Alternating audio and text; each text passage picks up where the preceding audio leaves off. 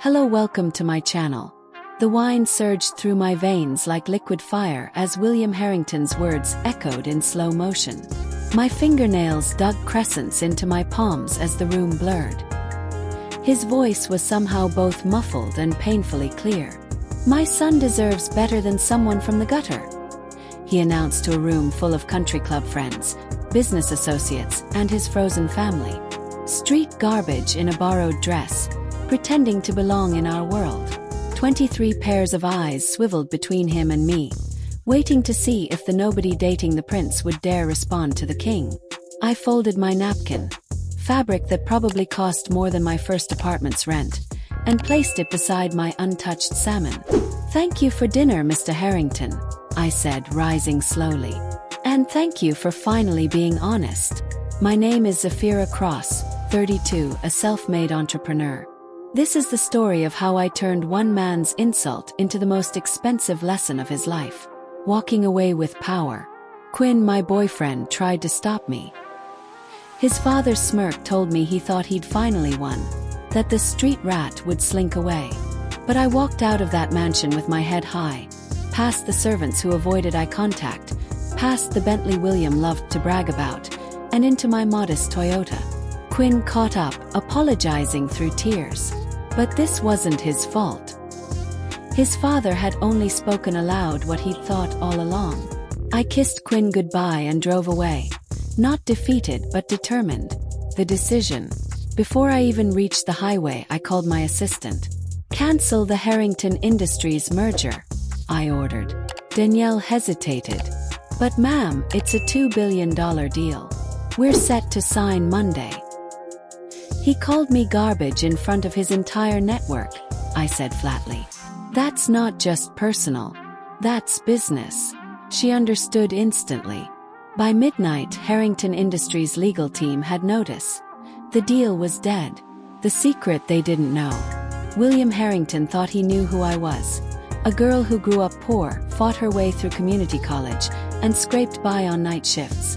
What he didn't know was that the same scrappy girl had quietly built Cross Technologies, a corporate empire his company desperately needed to survive the tech age. He didn't know because I made sure he didn't. I'd hidden behind holding companies, letting blowhards like him underestimate me. That was my power. The fall of a titan. By morning, financial news outlets were buzzing about the collapsed merger. William had tried calling me 6 times. By breakfast, he was waiting in my building's lobby, rumpled and desperate. When I finally met him, he apologized. Weakly. "You humiliated me in your own home," I told him. "Drunk words are sober thoughts. You meant every word." He begged to salvage the merger. I asked him a simple question. Why should I do business with someone who fundamentally disrespects me? He had no answer. And when I pressed him further, asking him to name one person in his company who hadn't been born into privilege, his silence was the only truth I needed. "The merger is dead," I said. "Not because you insulted me, but because you showed me who you really are. Love and loyalty." As William faced ruin, Quinn came to me. For the first time, he admitted his shame, not in me, but in himself for letting his father's prejudice go unchallenged. "If you'll have me," he said, "I want to build something new with you, without my family's money or approval." I pulled him close. "Are you sure? Walking away from that inheritance is no small thing." He smiled. "Zafira Cross, you just terminated a $2 billion deal because he disrespected you. We'll figure the money part out." Coup. Soon after, Harrington's board reached out. Over William's head. I told them plainly. Cross Technologies might consider a merger. Under new leadership. By Monday, William Harrington was no longer CEO. By Tuesday, my company had merged with a restructured Harrington Industries. By Wednesday, Quinn accepted a senior role in my firm, turning down his father's money to build something of his own. By Thursday, William Harrington had learned the most expensive lesson of his life. Never call someone garbage unless you're ready to be thrown out with it. Epilogue.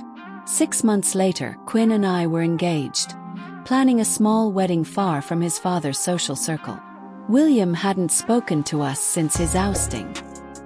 His wife was slowly rebuilding her relationship with Quinn, this time on more honest terms.